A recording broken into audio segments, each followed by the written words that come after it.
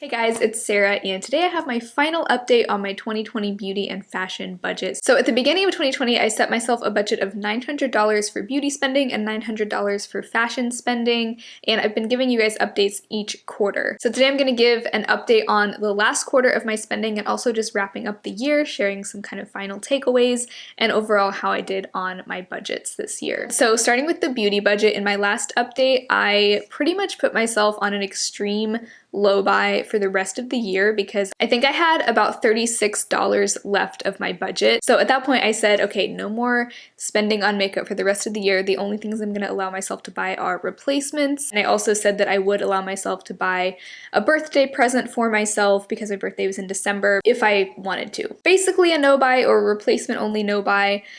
With a couple of small exceptions. I would say I was pretty successful. I didn't purchase anything in October.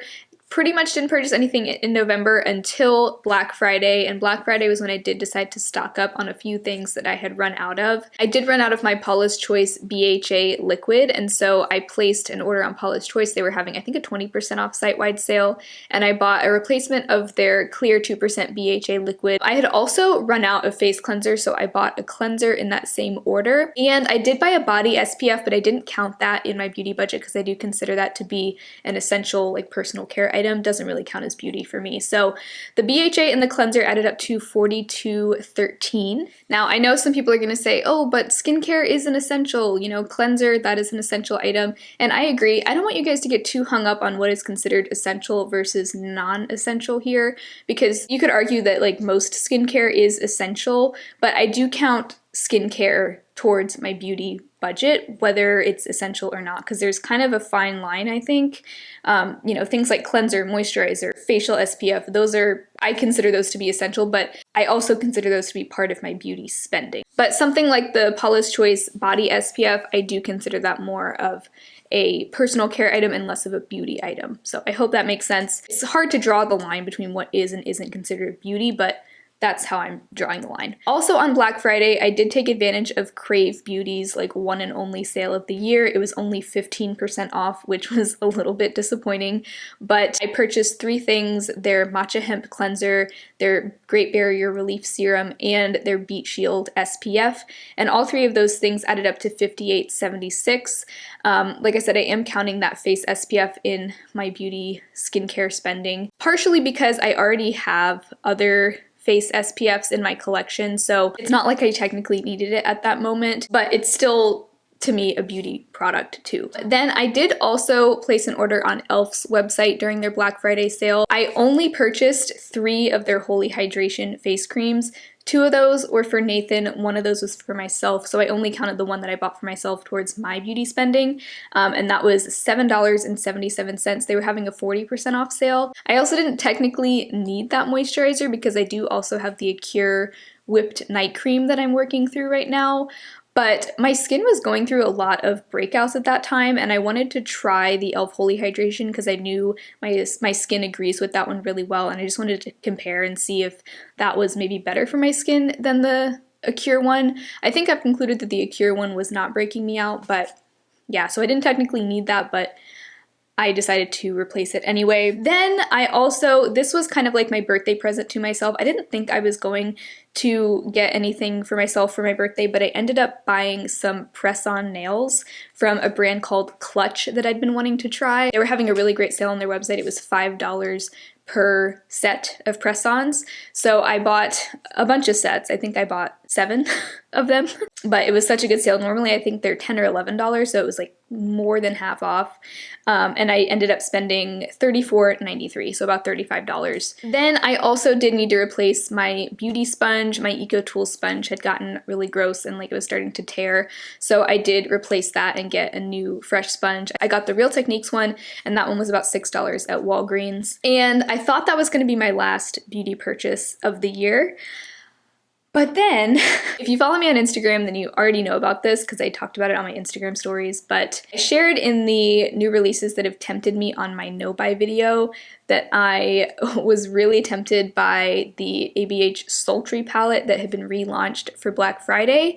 They only launched it in the form of a vault that came with the palette a eyelid primer, an eyeliner, and a mascara, and the vault was $65 when really all I wanted was the palette, and the palette was originally $45. It was hard for me to justify spending $65 on an entire vault when all I wanted was the palette, so that was a pretty easy pass. But then the vault went on major sale.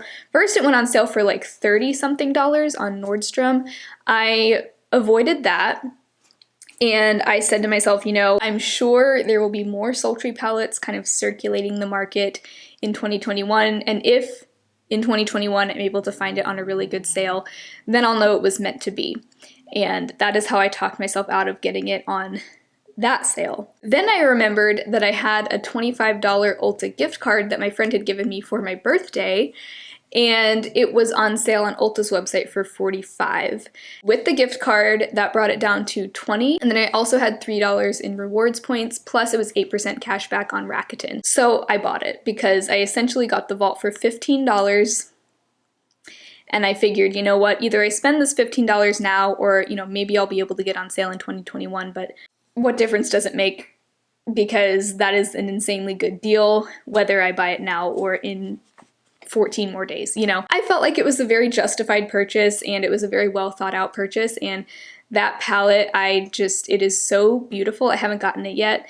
Hopefully it should get here in the next week. I'm sure things are very backed up because of the Christmas shopping and everything, but I'm just so excited to play with that palette. I feel like just looking at it, I just know I'm gonna use it so much, especially the shimmers. I just think those shimmers look so beautiful, and I don't regret it at all. So that is how my last few months of beauty spending have gone. I stuck to everything I said I was going to until I got that sultry vault. So in total this year, I did go just a little bit over budget. I spent a total of $1,028 on beauty, while my budget was $900. So I did go over the budget by $128. That is a little disappointing, especially when I think back to my products I wish I hadn't spent my budget on video that I posted, I think probably in October or November. And the amount of money that I could have saved if I hadn't bought those things I regretted was around like $107, I think. So if you think about it, I really could have avoided overspending if I had not bought the things I regretted. But you know, hindsight is 2020, literally. But all things considered, I think I did pretty well, and I'm more or less happy with where I landed with this beauty budget. So that's the beauty budget. And for the fashion budget, I was doing much better on my fashion budget than the beauty budget this year. There were a lot of months this year where I didn't purchase any fashion items, and so this budget included any clothing or accessories or anything like that. In my last update at the end of September, I had spent $481 out of my $900 budget, which meant that I had $419 left in my fashion budget. And as of now, I have spent $712, and I'm left with $188 that I didn't spend. So I'm pretty proud of that, and I feel like that does kind of balance things back out. If I were to combine my beauty and fashion budget and say my total budget for the two was $1,800 this year, I still have $60 remaining. So that's $60 I can put towards my savings account. I would say that's a success. So just to quickly go over what I did spend, over the last 3 months, I did spend $231 on clothing, which is kind of more than I was expecting to, but I still stayed within budget, so I'm fine with that. But all of that was spent at Target. Went to Target a few times to just kind of pick up a few things, and I ended up with some new clothes. So I actually did a little like Target clothing haul on my Instagram stories in, I guess, October when I made that purchase. That first purchase added up to $120, and that was where I bought a sweater, some pajamas, and some shirts. The second time I bought some pants and tops that added up to $61.56. And then later on in the month, I also bought a bunch of new underwear from Target, and that was $49.67. So those 3 separate Target trips in October, I don't know, October, I guess I was just in the mood to refresh my wardrobe. I did add up to $231.23, and then in November and December I haven't bought any new clothes. So yeah, over the last year I've spent $712 on clothing, which, you know, I mean, that sounds like a lot, but at the same time I feel like I'm happy with everything that I bought fashion-wise. I feel like everything was useful. A lot of it was just things like basics that I wear all the time, like t-shirts. I bought running shoes. Oh yeah, 100 of those $700 was on a pair of running shoes. At one point I bought some new sweaters that I've worn all throughout the fall and winter. So I feel like all of my fashion purchases were very well thought out. I can't really think of anything fashion-wise that I regret buying. That pretty much wraps up my 2020 beauty and fashion budget. I feel really good about it, honestly. I feel like this did kind of set me up to start thinking even more critically about my purchases, and it was really nice to reflect on both products that I wish I hadn't bought and products that I am glad I bought with my budget. I will link both of those videos below. I am not planning on doing a beauty budget series like this on my channel next year, actually. I've thought about it, and I feel like it was good for me to share it this year, but a couple reasons why I don't want to do it next year. Number one is at the beginning of 2020, I was hardly getting any PR. Pretty much all the stuff that I was bringing into my collection, I bought with my own money. Now I have started to receive PR a little bit more steadily, which I'm forever thankful for. That's so exciting. But I feel like it becomes a little bit less helpful for me to share my personal, way that I'm budgeting with you when you factor in PR, because that's not the reality for most people. Also, the way that I do my own budget, not just with beauty, but for everything, beauty just kind of counts towards my fun spending in general. And so it's not necessarily helpful for me personally to track my beauty spending this closely, because it matters more how that fits in with my fun spending. And my fun spending includes any non-essential spending, so that would be beauty, clothing, home goods, concerts, assuming we can go to concerts at any point next year, I don't know.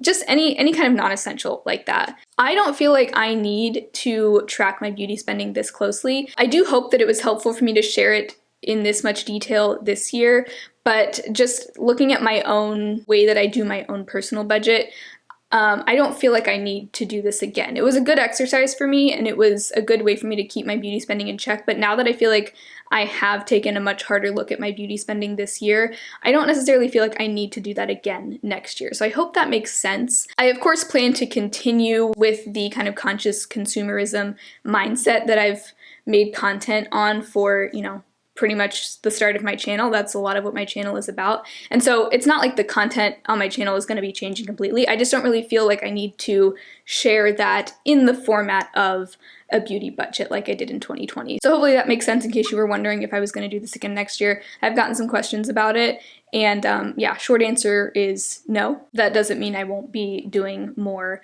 similar kinds of content. So I hope you enjoyed this video. If you want to catch up on any of my past beauty budget updates, I think there are now 5 videos in this series, so I will link the playlist down below if you want to catch up on any of my updates. But that is all for today. If you enjoyed this video, make sure to give it a thumbs up and subscribe to my channel. I would love to see you again very soon, and hopefully I'll talk to you tomorrow in my next video.